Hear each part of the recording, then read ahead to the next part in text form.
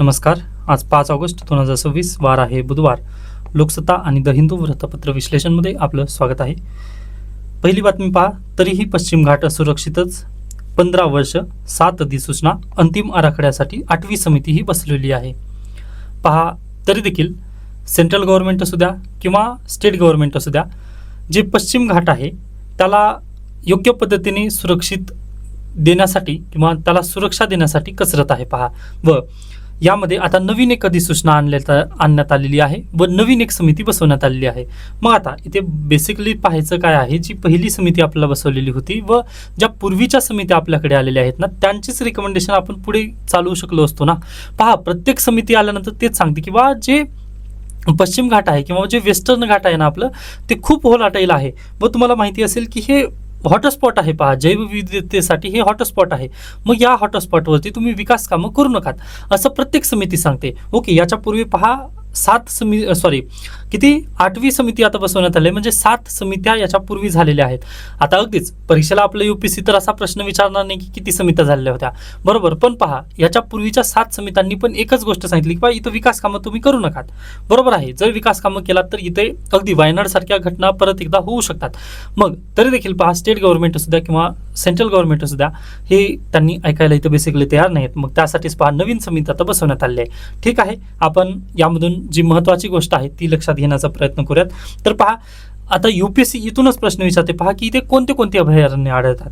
तर पहिला आहे पहा सह्याद्री व्याघ्र प्रकल्प, त्यानंतर कोयना, चांदोली, राधानगरी व भीमाशंकर अभयारण्य हे या प्रदेशामध्ये आढळतात. प्लीज हा पॉईंट महाराष्ट्र स्पेसिफिक आहे, त्यामुळे याला थोडंसं लक्षात ठेवा तुम्ही. डन. त्याच्यानंतर पहा, गुजरात, महाराष्ट्र, गोवा, कर्नाटक, केरळ आणि तमिळनाडू या प्रदेशामध्ये काय आहे तर वेस्टर्न घाटचा प्रदेश आहे. ओके, तर ही पण एक बातमी तुम्ही प्लीज लक्षात ठेवा. नेक्स्ट पहा, पश्चिम घाटातील सुमारे 56,825.7 चौरस किलोमीटर क्षेत्राला पर्यावरणदृष्ट्या संवेदनशील म्हणून घोषित करण्यासाठी केंद्र सरकारने 7वी मसुदा अधिसूचना नुकतीच प्रसिद्ध केलेली आहे. ओके, हे एक तेवढं पॉईंट लक्षात ठेवा. आता याचे एडिटोरियल वगैरे द हिंदूमध्ये येतील 1-2 दिवसांमध्ये, त्यावेळेस आपण याचं डिटेल विश्लेषण करूयात. पण सध्याला एवढंच लक्षात घ्या की नवीन समिती आणि नवीन अधिसूचना केंद्र सरकारने टाकलेली आहे. डन. त्याच्यानंतर पुढे चला. डॉक्टर DY पाटील यांचे निधन. शिक्षण, राजकारण, सहकार क्षेत्रात प्रभावी ठसा उमटवलेले पद्मश्री डॉक्टर ज्ञानदेव यशवंत तथा डॉक्टर DY पाटील यांचे निधन झालेले आहे. ते 91 वर्षाचे होते. त्याच्यानंतर परीक्षेला MPSCला डायरेक्टली प्रश्न येतात. पहा की त्यांनी कोणत्या कोणत्या राज्यपालपदावरती काम केलं आहे. तर पश्चिम बंगाल, त्यानंतर बिहार आणि त्रिपुरा यांचे राज्यपालपद पण त्यांनी भूषवलेलं आहे. परीक्षेला डायरेक्टली स्टेटमेंट वाईज प्रश्न येतात व पर्सन इन न्यूज व महाराष्ट्रातील असल्यामुळे हे येण्याचे चान्सेस जास्त आहेत, गट कला वगैरे. ओके, तर प्लीज हा पॉईंट तुम्ही लक्षात ठेवा. त्यानंतर राज्यात SIRला परत एकदा मुदतवाढ भेटली आहे. ही बातमी आपल्यासाठी तेवढीची गरजेची नाही, फक्त लक्षात ठेवा की असं काहीतरी झालेलं आहे. डन. त्याच्यानंतर पहा, अगदीच आजच्या लोकसत्तामध्ये वगैरे जास्त काही बातम्या नाहीत व द हिंदूमध्ये पण एकही बातमी गरजेची नाही. हा एक आहे, पण ती उद्या परवा वगैरे ती मी कव्हर करणारच आहे, कारण ती थोडंसं न्यूज इन प्रोसेसमध्ये आहे. ओके, त्याच्यापूर्वी या ब्रिक्ससाठी भारताची बांगलादेशला निमंत्रण. कारण तुम्हाला सर्वांना माहिती आहे यावर्षी बांगलादेशचं जे आयोजक पद आहे ती भारत देशाकडे आहे.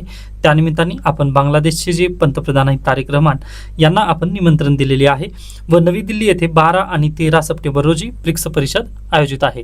ओके, इंटरनॅशनल रिलेशनच्या लेक्चरमध्ये मी हे तुम्हाला सर्व काही शिकवणारच आहे. डन. त्याच्यानंतर पुढे चला. पार्लमेंट सेशनमध्ये असून पण पहा योग्य पद्धतीने सध्याला कार्यरत नाही आहे.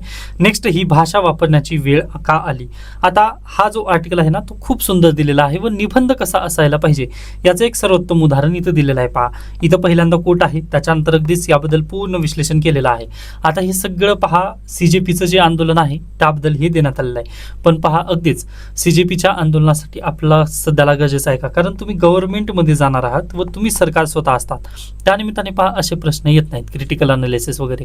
ओके, यामुळे मी याला थोडंसं चेंज करत आहे किंवा याला रिकमेंड करत नाही की तुम्ही तुम्हाला निबंधसाठी नक्की वाचा तुम्ही, पण कंटेंटसाठी प्लीज याला रीड करू नका. ओके, तर रिकमेंडेशन आहे फक्त. त्याच्यानंतर आणखीन एक निबंध कसा असावा याचं एक बेस्ट मला एक निबंध मिळालेलं होतं विद्यार्थ्यांचं, ते मी आपल्या टेलिग्राम चॅनलवरती अपलोड केलं आहे. तर प्लीज सर्वांनी ते निबंध वाचा व तुम्हाला लगेच लक्षात येईल किंवा अगदी युवा शक्ती काय असते, किंवा म्हणजे पहा हे जे उदाहरण तुम्ही देत आहात ना याच्या पलीकडेही जाऊन तुम्हाला चांगल्या पद्धतीने निबंध लिहिता येतं. फक्त तुम्ही थोडंसं तशा पद्धतीने विचार करा, ब्रेन स्टॉर्मिंग करा, मग ते तुम्हाला नक्कीच जमेल. ओके, थोडंसं प्रयत्न तुम्ही नक्की करू शकता. Okay, done. त्याच्यानंतर ये तो सिर्फ बाकी है. आता अगदीच हा आर्टिकल आपल्यासाठी गरजेचा आहे का, तर बिलकुल नाही, स्किप करू शकता. नेक्स्ट पण हा वन आर्टिकल गरजेचा नाही आहे. ओके, त्याच्यानंतर येतो पहा, मोरोक्को स्पेन सीमेवर स्थलांतरितांची समस्या का वाढली आहे. आता थोडक्यात लक्षात घ्या, लास्ट मंथमध्ये सुप्रीम कोर्ट ऑफ स्पेन यांनी एक निर्णय दिला की जे मोरोक्कोमधून येणारे जे नागरिक आहेत ना त्यांच्यावरती खटले वगैरे दाखल करू नका, किंवा त्यांच्याजवळ जर डॉक्युमेंट नसतील तर त्यांना तुरुंगात किंवा डायरेक्टली पहा. आता हे थोडक्यात इश्यू समजून घ्या तुम्ही. तर हे पहा, अशा पद्धतीने हा एवढा वरचा देश आहे, हा स्पेन आहे. ओके, व येथे आफ्रिकन कंट्रीज आहे पहा, मोरोक्को. ओके, आता झालेलं काय आहे, तर हे जे स्पेन दिसत आहे पहा तुम्हाला, ह्या स्पेनचे 2 शहर आहेत तिथं. एक स्यूटा आहे आणि दुसरं एक आहे पहा Melilla. Okay, Melilla. Okay, Ceuta आणि मेलिला हे 2 शहरं कोणाचे आहेत, स्पेनचे आहेत. पण ते कुठं आहेत, तर आफ्रिका खंडात आहेत. व हे आहे युरोप खंड. ओके, व हे आहे आफ्रिका खंड. बरोबर. मग आता लक्षात घ्या तुम्ही, स्पेन युरोपियन आहे, युरोपियनचे 2 शहरं स्यूटा आणि मेलिला हे आफ्रिका खंडात आहेत. व तुम्हाला माहिती आहे आफ्रिका खंड कसा आहे, तर एकदम मागासलेला आहे. बरोबर. मग आफ्रिका खंडामधील जे व्यक्ती आहेत ते नक्कीच युरोपमध्ये जाण्यासाठी थोडंसं प्रयत्न करतात, कारण पहा युरोपमध्ये चांगल्या संधी आहेत आपल्याला, अगदीच चांगल्या सुविधा वगैरे तिथं जगण्याची लाईफस्टाईल पण बदलू शकते. मग यासाठी प्रत्येकजण युरोपियन सिटिझनशिप मिळावी किंवा युरोपमध्ये आपल्याला राहायला मिळावं यासाठी पहा प्रयत्न करत असतो. मग हे जे मोरोक्कोचे जे नागरिक आहेत किंवा आफ्रिकन नागरिक जे आहेत ना ते काय करतात, तर अगदी इल्लिगली मेलिला किंवा या स्यूटामध्ये जाण्यासाठी प्रयत्न करत असतात. एकदा जर ते स्यूटामध्ये गेले किंवा मेलिलामध्ये गेले तर ते काय होतील पहा, युरोपमध्ये जातात. व युरोपमध्ये गेल्यानंतर तुम्ही डायरेक्टली पहा हे स्टेट ऑफ जिब्राल्टर आहे पहा, हे मेडिटेरेनियन सी आहे व इकडं आहे पहा अटलांटिक ओशियन. मग मेडिटेरेनियन सी आणि अटलांटिक ओशियनला जोडणारं स्टेटचं नाव काय आहे, तर Gibraltar state. Okay, state of Gibraltar. Please हा लक्षात ठेवा पॉईंट. कदाचित पुढल्या वर्षीच्या प्रिलिमला हा प्रश्न विचारला जाऊ शकतो, कारण हे मॅपिंग आहे. व पहा सध्याला करंट अफेअर्समध्ये किंवा चर्चेत आहे त्यानिमित्ताने असे प्रश्न UPSC विचारतच असतं. ओके, तर लक्षात घ्या. मग आता पहा आफ्रिकेमध्ये मग सुप्रीम कोर्टाने निर्णय काय दिला पहा, अगदी जे इल्लिगल व्यक्ती स्यूटा किंवा हे मेलिलामध्ये आलेले आहेत ना आफ्रिकन जे नागरिक आहेत ते तिथे इल्लिगल गेलेले आहेत ना, तर त्यांना डायरेक्टली तुम्ही वापस पाठवू नका आफ्रिकन कंट्रीजमध्ये. तर थोडेसे दिवस त्यांना थांबू द्या.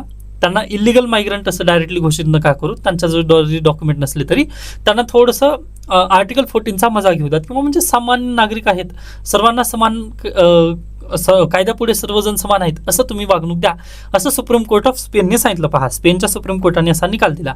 बरोबर आहे. मग हे कोणाला समजलं, आफ्रिकनच्या जनतेला समजलं, मोरोक्कोला वगैरे, की बाबा स्यूटामध्ये जर आपण आज इल्लिगली गेलो तर आपल्याला लगेच्या लगे हाकलून देण्यात येणार नाहीये. ओके, तर ते आपल्याला ठेवतील व नक्कीच सिटिझनशिपचं वगैरे उद्या कदाचित आपल्याला मिळेल या आशेने पहा लगेच लोंडच्या लोंड ह्या स्यूटा शहरामधील सर्व नागरिक गेले. ओके, मग ती पहा त्यामध्ये 67 जवळपास मृत्युमुखी झालेली आहेत.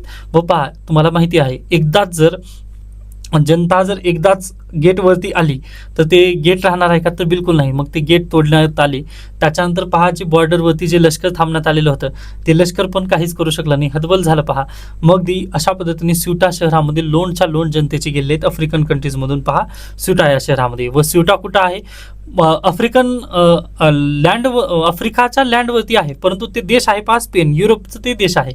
मग हा प्रॉब्लेम तिथं बेसिकली झालेला आहे. ते स्यूटामधील जे लष्कर आहे ते वापस त्यांना इलिगल मायग्रंट्सला वापस पाठवण्याचा प्रयत्न करत आहेत. तसंच मिरिलामधील पण नागरिक जे गेलेले आहेत, घुसखोर जे झालेले आहेत त्यांना ते वापस पाठवणार आहेत. मग एवढाच तो बेसिकली इश्यू होता.